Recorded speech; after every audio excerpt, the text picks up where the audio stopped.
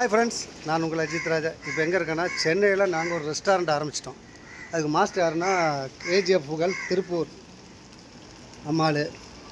ஆக்சுவலாக ஓனர் யாருன்னா சத்தியமாக நாங்கள் சொல்ல மாட்டோம். சொல்லலைன்னா நீங்கள் பராதி ஆகிடக்கூடாது. இந்த ஹோட்டலுக்கு அதிபரே இவர் தாங்க. இல்லை நாங்கள் ஓனர் இல்லை. அந்த பிரியாணி பேர் என்ன சொன்னீங்க? அது வாயில் வராது. சீரக சம்பா சிக்கன் தம் பிரியாணி. அவர் தான் ஆரம்பிச்சிருக்காரு. பார்த்தீங்கன்னா சென்னையில் எனி டைமில் வந்தாலும் பிரியாணி கிடைக்கும்.